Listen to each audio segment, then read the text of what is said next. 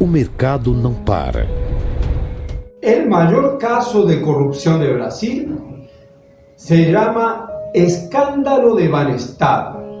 La historia se remonta al año de 1993, cuando las tres principales figuras del Ministerio de Economía, cuyo jefe era Fernando Henrique Cardoso, viajan a un paraíso fiscal, Luxemburgo, y en un final de semana doblan la deuda pública brasileña. Usted tiene el derecho de conocer la verdad.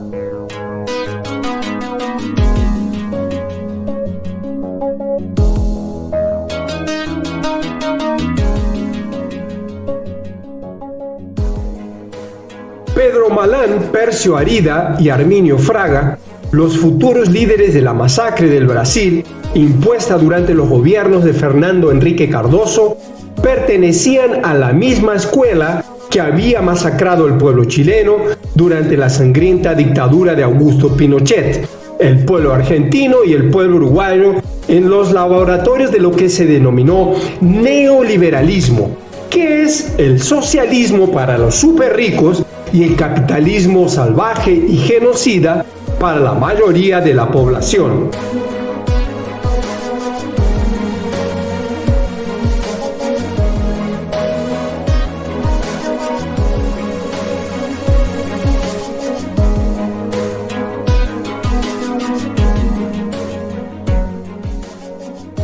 En un solo final de semana, la deuda externa se duplicó de 65.000 millones de dólares para 120.000 millones. Incluso fue reconocida deuda que había vencido, como los 8.000 millones de dólares que habían vencido en Nueva York.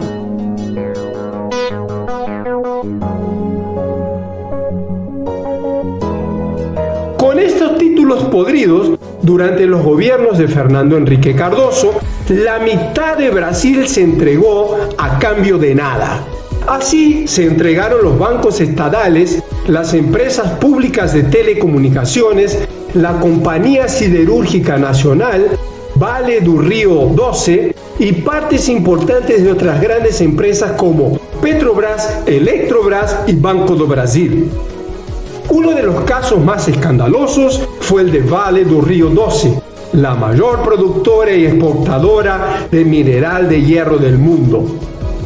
El valor de la venta fue de poco más de 3.000 millones de reales, más o menos el mismo monto en dólares, o el equivalente a aproximadamente el 2% del valor de mercado.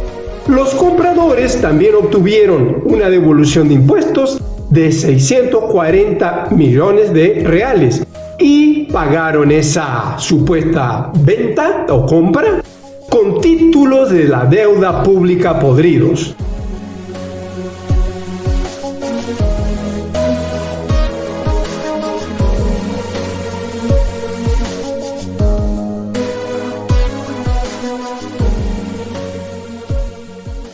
En los sectores de telefonía y en los bancos públicos, el gobierno brasileño hizo enormes inversiones antes de entregarlas a los buitres capitalistas a cambio de nada.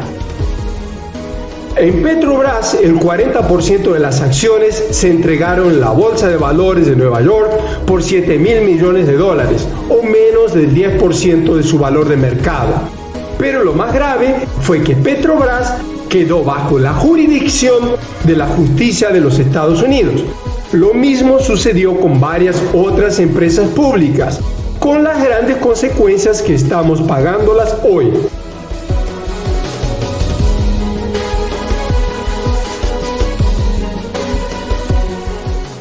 Tras la privatización de parte de la Electrobras, las tarifas aumentaron en 300% en 2 años. Todas las tarifas públicas, que se imponen como si fueran impuestos, dispararon a las nubes. Qué lindo es ser un emprendedor, buitre capitalista. ¿A quién no le gustaría tener lucros y ganancias absurdamente altas por medio de métodos y mecanismos propios de gángsters? Principalmente porque se tiene el control de los gobiernos y de los parlamentarios. A partir del año de 1989, con el llamado Consenso de Washington, nada es más importante que pagar la deuda pública inventada por ellos para salvar sus empresas y sus empresarios. De esa manera, por ejemplo, si pasa una pandemia, como sería el coronavirus, no se puede invertir en nada. No se puede inclusive salvar a la mitad de la población del riesgo de la muerte antes de pagar la deuda pública artificial de ellos.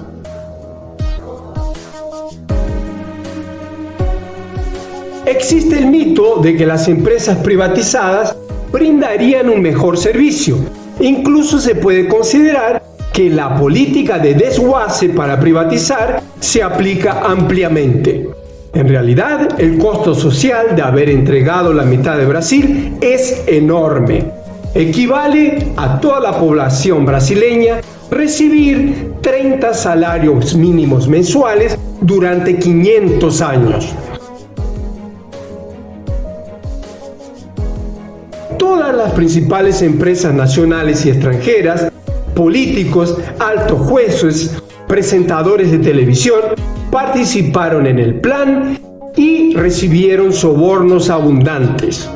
El movimiento al exterior de las propinas se llevó a cabo utilizando nuevos esquemas. En lugar de utilizar los mecanismos de los doleros a través de las llamadas operaciones de dólar cable, se utilizaron operaciones oficiales a través del Banco Banestado, el entonces Banco Público del Estado de Paraná, un gran dolero súper institucionalizado. Las transferencias se realizaron a través de la agencia de Foz de Iguazú, ubicada en la denominada Triple Frontera, entre Brasil, Argentina y Paraguay. En este lugar compiten agentes de potencias extranjeras, como agentes de la CIA, de la DEA, el Mossad y otros. Y a ellos se les suman narcotraficantes, traficantes de armas, contrabandistas y doleros, los oficiales y los competidores de los oficiales.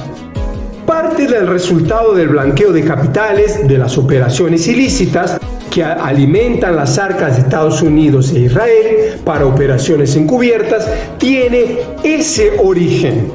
Los honorarios relacionados con la participación en la entrega de Medio Brasil totalizaron 169.000 millones de dólares, o el equivalente a valores de hoy de 281.000 millones de dólares. Estos fondos fueron transferidos a la sucursal de Nueva York del Banco Banestado.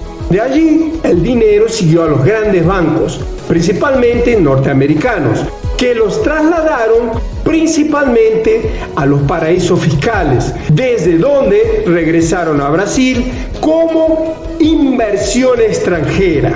Un gran blanqueo de capitales oficial realizado con la complicidad de los bancos estadounidenses que intermediaban la operación y dejaban a todos comprometidos.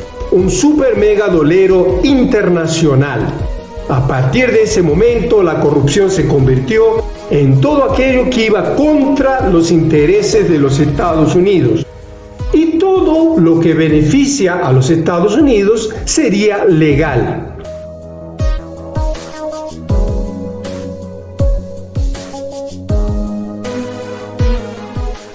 La crisis del 2008 puso una pala de cal sobre el llamado neoliberalismo y sus mantras, como el que ahora era la época de la democracia en abstracto, que no habría más comunismo y mucho menos clase obrera, que todos éramos emprendedores en ese mundo de Alicia en el País de las Maravillas.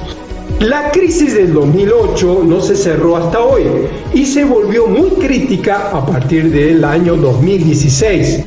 Por esa razón, el imperialismo quiere apoderarse de manera directa de la otra mitad de Brasil que aún no le ha sido entregado y por métodos aún más feroces. Es un Banestado 3.0 donde los doleros tradicionales son reemplazados por el modelo colombiano del Estado narco-paramilitar, con leyes muy reaccionarias inspiradas en el acto patriótico de George Bush del año 2001, sumado al paraíso chileno para los ricos y el Haití para los pobres. En el próximo capítulo iremos presentar las evidencias, por medio de recibos, de la gigantesca corrupción del escándalo de Banestado, que fue realizada justamente por el Banco del Estado de Paraná, un superdolero oficial.